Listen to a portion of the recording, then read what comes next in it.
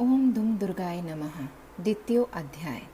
देवताओं के तेज से देवी का प्रादुर्भाव और महिषासुर की सेनाओं का वध। विनियोगा।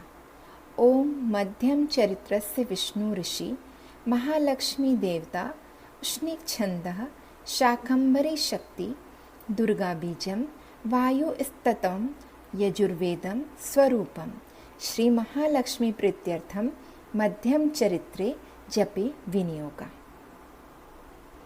ध्यानम्। ओम अक्षत्र परशुं गदेषु कुलीशं पदं धनुषकुण्डिकां दण्डं शक्तिमशिं च चर्मजलजं घण्टां सुराभाजनं शूलं पाशसुदर्शने च दत्तिं हस्ते प्रसन्ननं सेवे सैरविमर्दिनीं मिहिमहालक्ष्मीं सरोजस्थिताम्। ॐ ह्रीं ऋषिरुवाचः।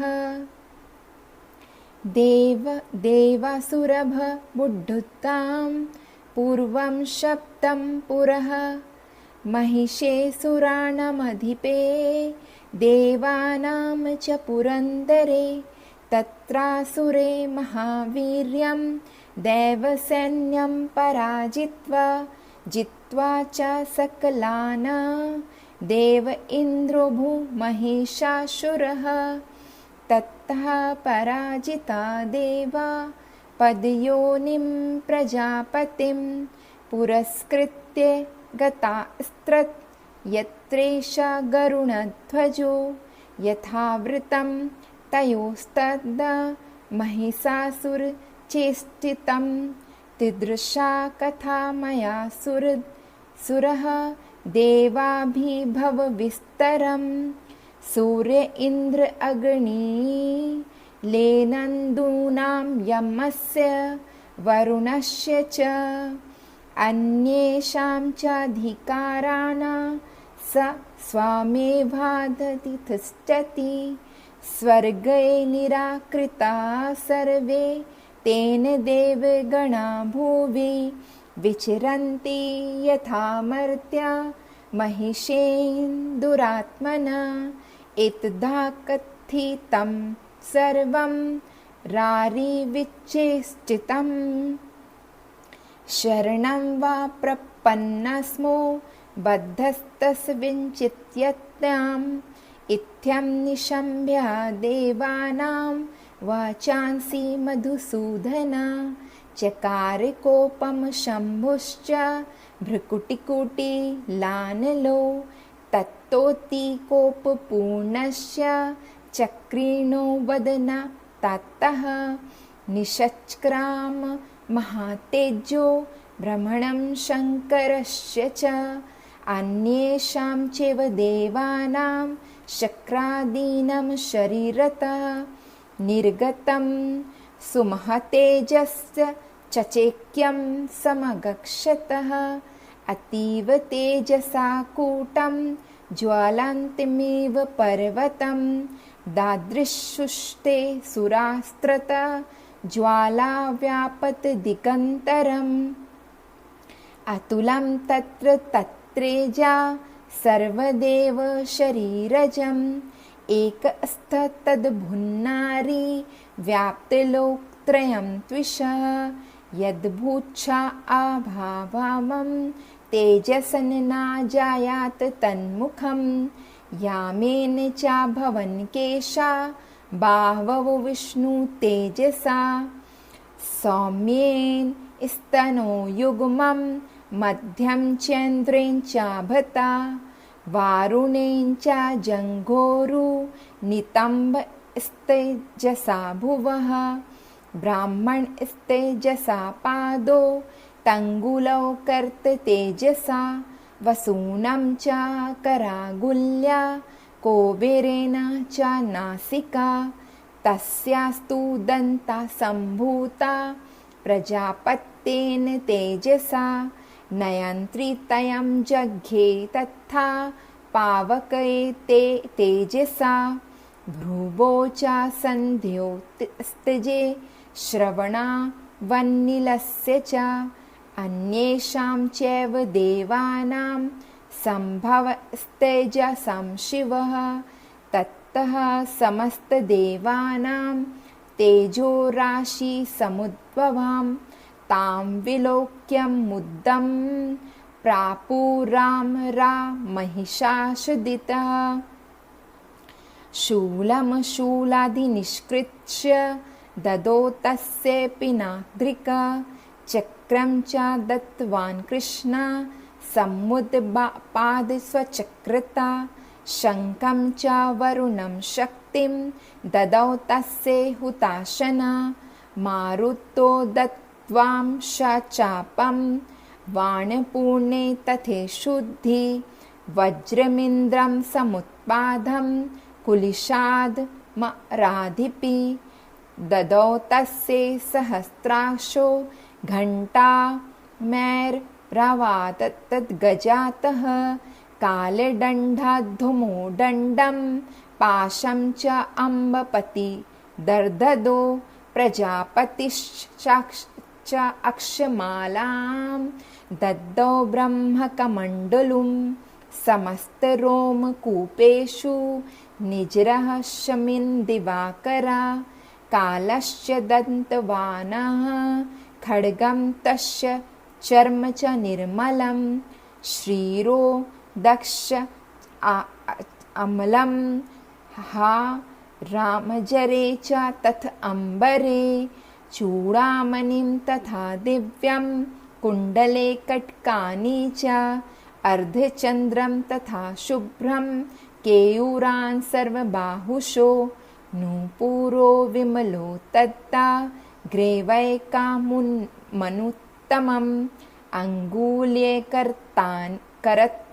करत्तानि समस्त स्वाङ्गलेषु च विश्वकर्मा ददौ तस्य परशुचार्ति निर्मलम् अस्त्रायेण करूपाणि तथा भेदं च दंशनम् अमलां पङ्कजां मालां शिरस्युरसि चापरां दज्जलिद्धि अस्तये पङ्कजं चातिशोभनं हिमवान् वाहनं सिंहं रत्नानि विविधानि च दद्वा शून्यं सुरायः पानपात्रं धनाधिपः शेषस्य सर्वनागेषु महामणिविभूषितं नागहारं ददौ तस्य धत्ते या पृथ्वीमीमामम् अन्यरापि शुरे देवी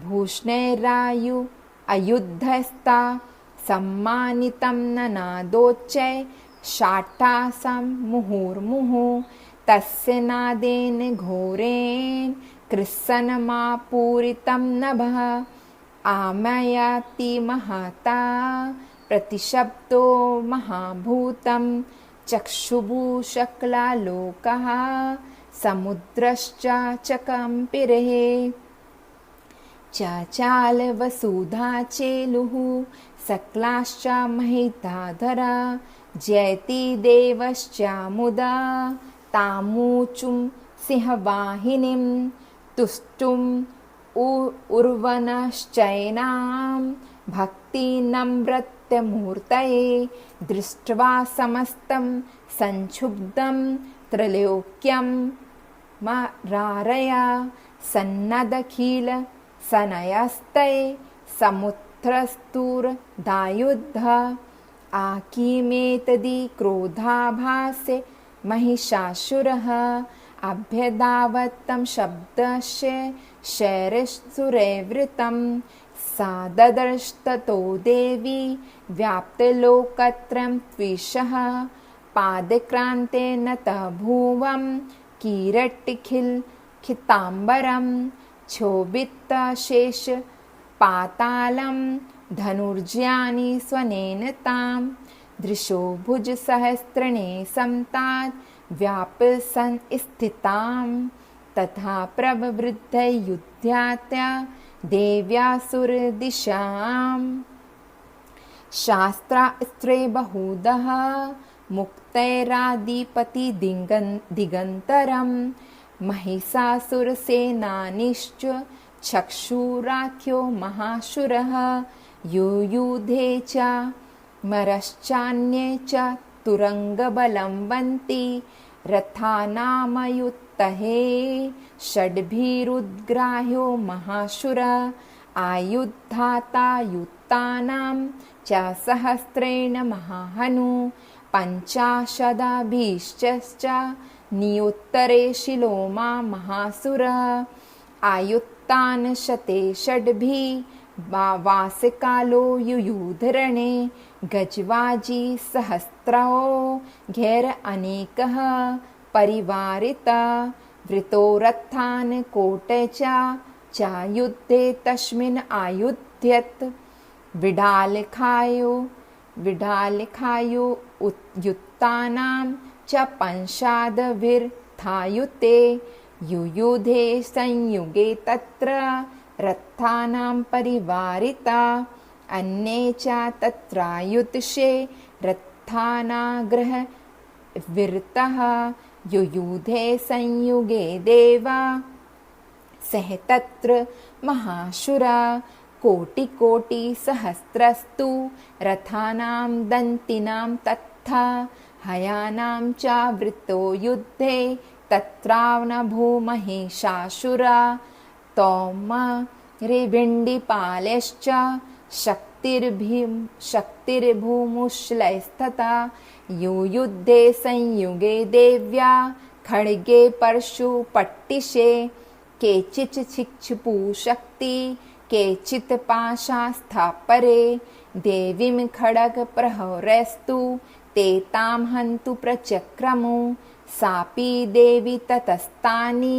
शास्त्राणि अस्त्राणि चण्डिका लीलयैव प्रचिच्छेद निजस्त्रास्त्रवर्षिणी अन्यास्तानं देवी स्तूयमाना सुरेशभिः मुमुक्षासुरदेहेषु शास्त्राणि अस्त्राणि चेश्वरी योऽपि क्रुद्धो घुतसुतो देव्या वाहने केसरी चाचारसुरसैन्येषु वनेष्विबहुताशना निःश्वासान् मुमुचे यांशा युध्यमाना रणे अम्बिकः ता एव सदा सम्भूतः गणाशतसहस्राश युयुधस्ते परशुभिः भिण्डिपालाशिपत्तिसे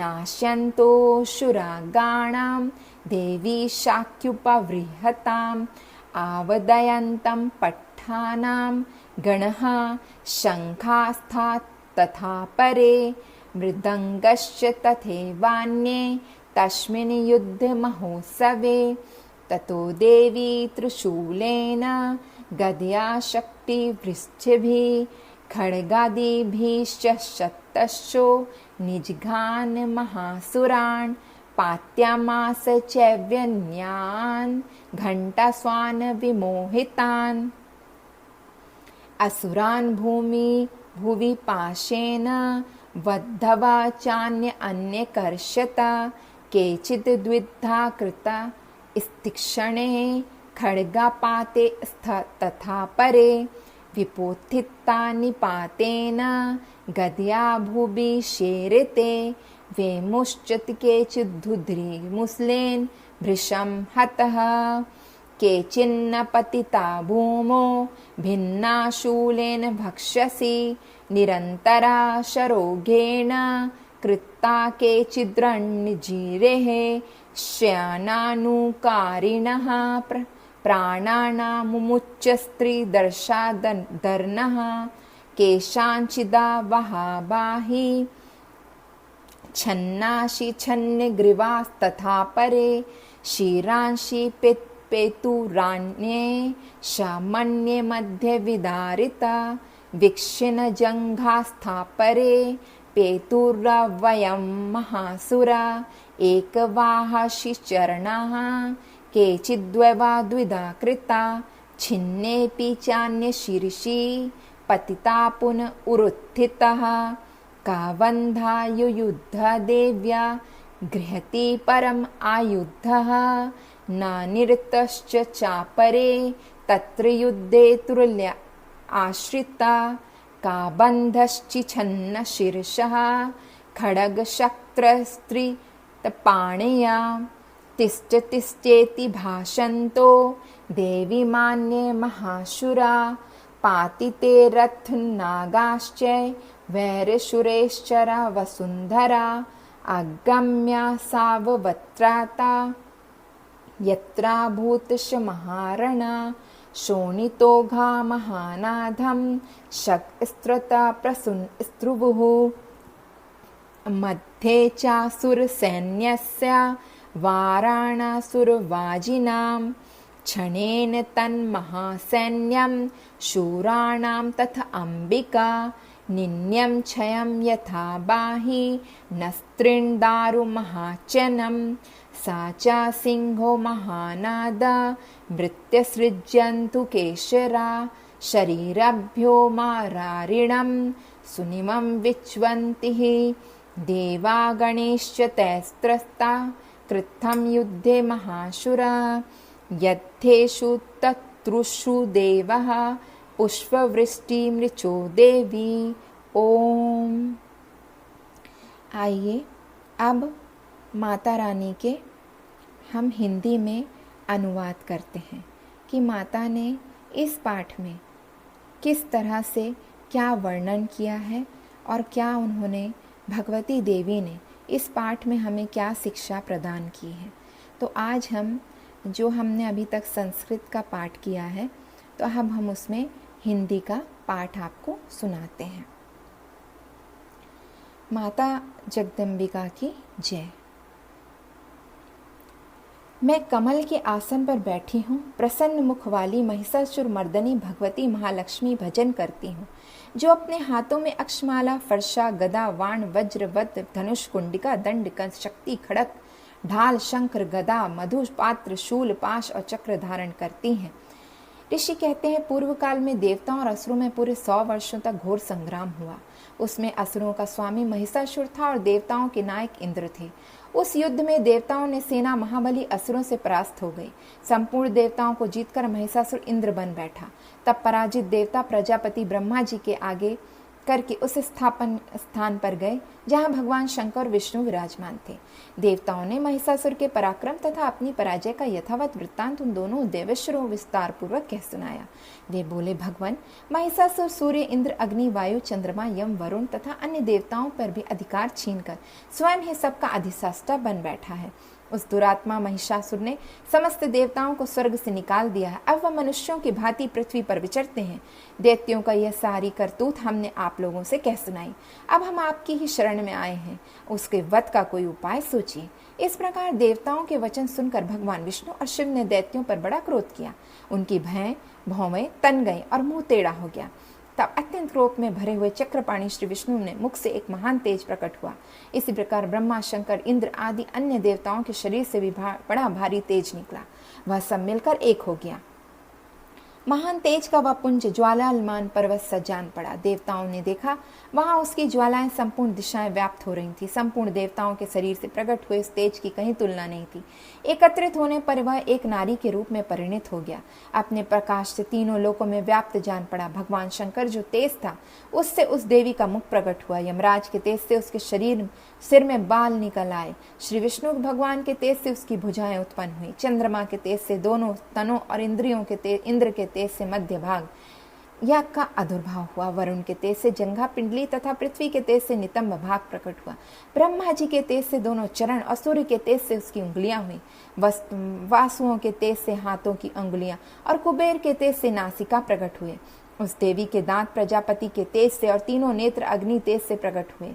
उसकी भौएं संध्या के और कान वायु के तेज से प्रकट हुए। इस प्रकार अनन्य देवताओं के तेज से भी उस कल्याणमयी देवी का आविर्भाव हुआ। तदंतर समस्त देवताओं तेज पुंज से प्रकट हुई देवी को देखकर महिषासुर के सताए हुए देवता बहुत प्रसन्न हुए। पिनाकधारी भगवान शंकर ने अपने शूल से एक शूल निकाल कर उन्हें दिया। फिर भगवान विष्णु भी अपने चक्र से चक्र उत्पन्न कर भगवती का अर्पण किया। वरुण भी शंख भेंट किया, अग्नि ने उन्हें शक्ति दी, वायु ने धनुष तथा बाण भी भरे हुए 2 तरकश प्रदान किए। सहस्त्र नेत्र वालों देवराज इंद्र ने अपने वज्र से वज्र उत्पन्न करके दिए और ऐरावत हाथी से उतार कर 1 घंटा भी प्रदान किया। यमराज कालदंड से दंड, वरुण से पाश, प्रजापाति से स्फुटिकाक्षी माला तथा ब्रह्मा जी ने कमंडल भेंट किए। सूर्य ने देवी के समस्त रोमकूपों में अपनी किरणों से तेज भर दिया कर काल ने उन्हें चमकती हुई ढाल और तलवार दी। क्षीर समुद्र ने उज्जवल हार तथा कभी जीव ने जीर्ण न होने वाली 2 दिव्य वस्त्र भेंट किए। साथ ही उन्होंने दिव्य चूड़ामणि, 2 कुंडल, कड़े, उज्जवल अर्धचंद, सब बाहों के लिए केयूर, दोनों चरणों के लिए नुपुर, गले के लिए सुंदर हसली और सब अंगुलियों के लिए पहनने के लिए रत्नों की बड़ी अंगूठियां दी। विश्वकर्मा ने अत्यंत निर्मल फारसा भेंट की। साथ ही उन अनेक प्रकार के अस्त्र और अभीष्ट कवच दिए। इसके अलावा मस्तक, वक्ष स्थल धारण करने के लिए कभी न कुम्हलाने वाली कमल की मालाएं दी। जलंधि ने उन्हें सुंदर कमल का फूल भेंट किया। हिमालय ने स्वारी के लिए सिंह तथा भांति भांति के रत्न समर्पित किए। धनाध्यक्ष कुबेर ने मधु से भरा पान पात्र दिया तथा संपूर्ण नागों के राजा शेषेन, जो इस पृथ्वी को धारण करते हैं, उन्होंने बहुमूल्य मणियों से विभूषित नागहार भेंट दिए। इसी प्रकार अन्य देवताओं का भी आभूषण, अस्त्र शस्त्र देकर देवी का सम्मान किया। तत्पश्चात उन्होंने बारंबार अट्टहास पूर्वक उच्चर स्वर से गर्जना की। उनके भयंकर नाद से संपूर्ण आकाश गूंज उठा। देवी का वह अत्यंत उच्चर स्वर से किया हुआ सिंहनाद कहीं समा न सका। आकाश उसके सामने लघु प्रतीत होने लगा। उससे बड़े जोर की प्रतिध्वनि सुनाई, जिससे संपूर्ण विश्व में हलचल मच गई और समुद्र कांप उठे, पृथ्वी डोलने लगी, समस्त पर्वत हिलने लगे। उस समय देवताओं की अत्यंत प्रसन्नता तथा सिंहवानी भवानी ने कहा, देवी तुम्हारी जय हो। साथ ही महर्षि भक्ति भाव से विनम्र होकर उनका स्तवन किया। संपूर्ण त्रिलोक की क्षोभग्रस्त देख देव दैत्यगण अपनी समस्त सेना को कवच आदि से सुसज्जित कर हाथों से हथियार ले सहसा उठकर खड़े हो गए। उस समय महिषासुर ने बड़े क्रोध में आकर कहा, आह, यह क्या हो रहा है। फिर वह संपूर्ण असुरों को घिरकर उस सिंहनादी और लक्ष्य करके दौड़ा और आगे पहुंचकर उसने देवी को देखा, जो अपनी प्रभा से तीनों लोगों को प्रकाशित कर रही थी। उनके चरणों के भार से पृथ्वी दब रही थी, माथे के मुकुट से आकाश में रेखा सी खींच रही थी तथा वे अपनी धनुष के टंकार 7 पाताल को क्षुब्ध किए थी। देवी अपनी हजारों भुजाओं संपूर्ण दिशाओं को आच्छादित कर रही खड़ी थी। तदन उनके 7 दैत्यों का युद्ध छिड़ गया। नाना प्रकार के अस्त्र शस्त्र प्रहार से संपूर्ण दिशाएं उद्देशित होने लगी।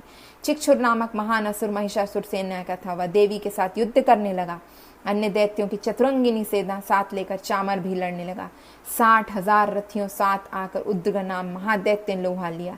1 करोड़ रथियों का साथ लेकर महाहनु नामक दैत्य युद्ध करने लगा, जिसके रोए तलवार के समान दिखे थे। वह असिलोमा नामक महादैत्य 5 करोड़ रथी सैन्य सहित युद्ध में आ डटा।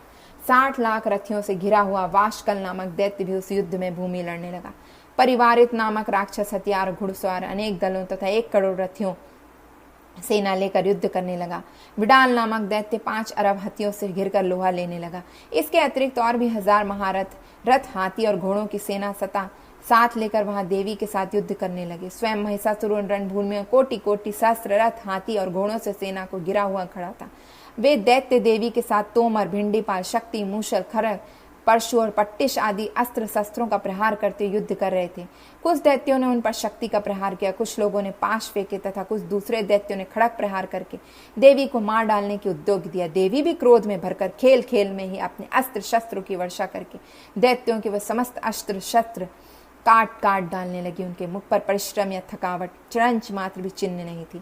देवता और ऋषि उनकी स्तुति करने लगे और भगवती परमेश्वरी देवते शरीर पर अस्त्र शस्त्रों की वर्षा करने लगी। देवी का वाहन सिंह भी क्रोध में भरकर गर्दन के बालों को हिलाता हुआ असुरों की सेना में इस प्रकार विचरने लगा, मानो वन में दवानव फैला रहा।